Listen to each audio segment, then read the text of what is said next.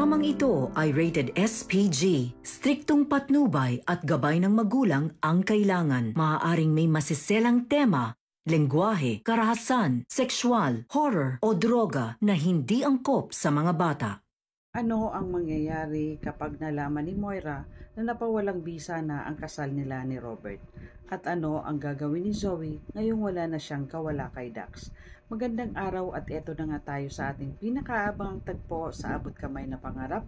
Welcome to my channel. Please don't forget to like, comment and click the bell button para lagi kayong updated sa aking mga videos. Natupad na nga ang matagal ng hinihiling ni Robert na mapawalang bisa ang naging kasal nila ni Moira.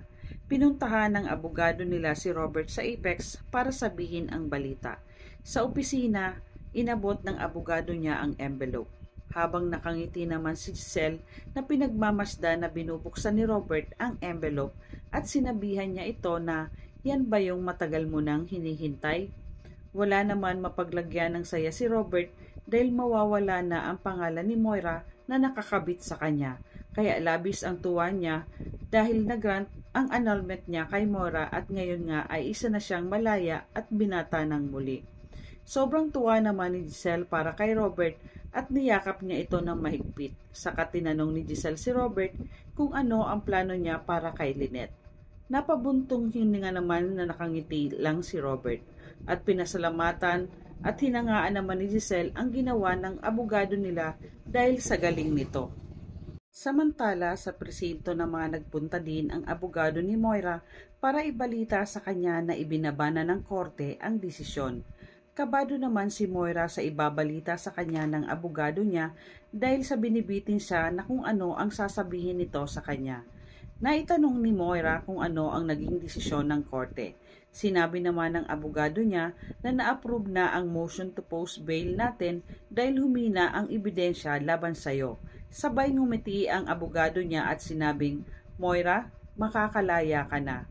Hindi naman makapaniwala si Moira sa sinabi ng abogado niya at halos mapaiyak siya nang marinig niya ang sinabing magiging malaya na siya. At napasigaw naman si Moira na magiging malaya na ako. Kinabukasan sa Apex Hospital, agad pinuntahan ni Robert si Lynette sa ICU para sabihin sa kanya ang magandang balita. Sa loob ng kwarto, kinakausap ni Robert si Lynette habang hindi pa ito nagigising mula nang maoperahan. Nagtapat muli ng pag-ibig si Robert kay Lynette dahil magpasa hanggang ngayon ay mahal niya pa din ito. At umaasa si Robert na muli siyang tatanggapin ni Lynette sa buhay niya kapag naayos na ang lahat. Lumapit at hinawakan ni Robert ang mga kamay ni Lynette at sinabihan niya ito na mahal kita Lynette. Pinapangako ko sa iyo na hindi ko hahayaan na makuha ka pang muli ni Carlos sa akin at maghihintay ako sa iyo hanggang sa paggising mo. Samantala, habang naka-duty si Zoe sa Apex Hospital, natanggap niya ang text ni Dax na nasa motel na siya at mag-aantay ito sa kanya. Napayak naman si Zoe at nandiri siya sa nabasa niya sa text ni Dax. Sinabi niya na mamumuti ang mga mata mo dyan kakaantay sa akin. Bahala ka dyan, visit ka. Nang paalis na si Zoe, nakita niyang nakatingin si Justin sa kanya sa di kalayuan at sabay iniwasan niya si Justin. Habang si Justin naman ay hindi siya nito titigilan hanggat hindi niya napapatunayan na tama ang hinala niya na may relasyon sila ni Dax at ginagamit niya lang ito para makalaya ang mami Moira niya. Habang si Dax naman ay namuti na ang mata sa kakaantay kay Zoe sa tagpuan nila sa motel kaya naisipan niya itong puntahan sa Apex at inabangan niya si Zoe sa parking lot. Nang pauwi na si Zoe, ikinagulat niya ang biglang pagsumpot ni Dax at hinawakan siya sa braso. Galit na galit si Dax at sinabihan niya si Zoe na sa lahat ng ayoko yung ginagawa akong tanga. Habang si Zoe naman nasasaktan sa pagkakahawak sa kanya kay ni Dax. Kaya sinabihan niya na ito na talagang masasaktan ka dahil sinasabi ko sa iyo huwag mo akong paglololokohin dahil hindi mo magugustuhan ang gagawin ko. Habang nagtatalo ang dalawa, sumakto naman na dumating si Annalyn at nakita silang dalawa. Agad na nilapitan ni Annalyn si Zoe, kaya biglang binitawan ni Dax si Zoe.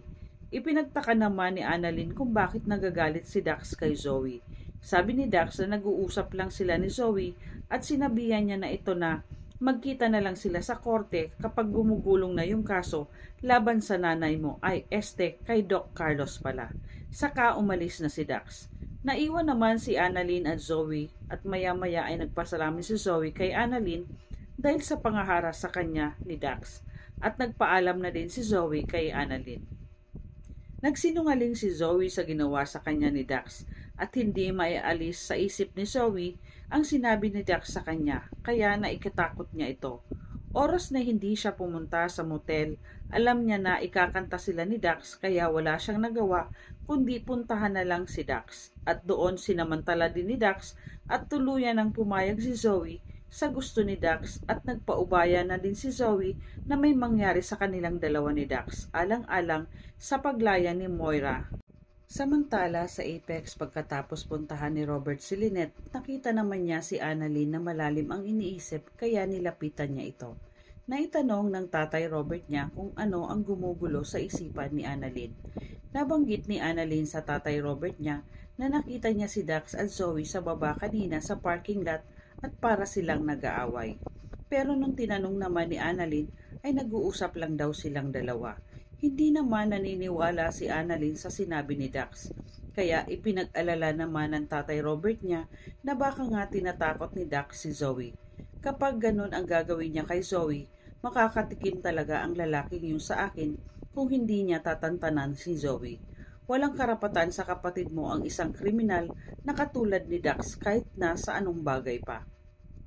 Habang nagsasalita si Robert, narinig naman ni Giselle ang sinabi nito habang papalapit siya sa dalawa. Kaya naitanong niya kung ang pinag-uusapan daw nila ay yung star witness na si Carlos ang itinuturo sa halip na si Moira. Sabi naman ni Annalyn na opo tita, si Dax po kasi hinaharas niya si Zoe sa panliligaw niya. Sabi naman ni Giselle, baka naman kasi sinisingil na si Zoe ng Dax na yon dahil sa ginawa niyang malaking pabor para sa nanay niya na para makalabas ito ng tuluyan ng kulungan. Napaisip naman si Annalyn at Robert sa sinabi ni Giselle at dagdag pa ni Giselle na si Moira ang totoong kaaway nila.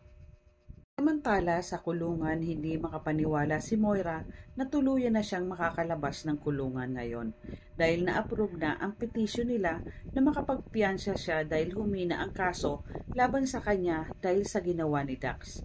Kaya dahil sa sobrang tuwa ni Moira, ipinamilita niya sa mga kakausa niya sa loob ng kulungan na excited na siyang makakauwi dahil malapit na siyang lumaya. At tuwang-tuwa naman ang mga kakausa ni Moira lalo na si Shingai.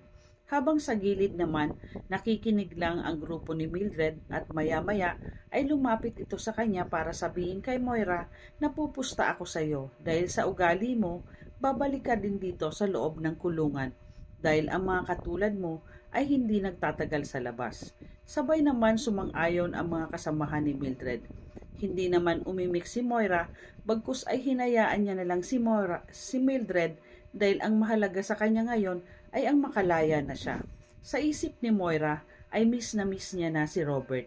Pero ang hindi alam ni Moira na wala ng bisa ang kasal nila ni Robert. Ano ang gagawin ni Carlos ngayong alam niya na siya ang itinuturo ni Dax sa pagpatay kay Don Pepe? Saan hahantong ang kabayaran ni Zoe para sa kalayaan ni Moira kay Dax? Muli bang magkakabalikan si Robert at Lynette? Yan ang ating pakaabangan dito lang sa Abot Kamay na Pangarap. Huwag bibitiw at huwag kalimutan mag-subscribe. Maraming salamat po and God bless.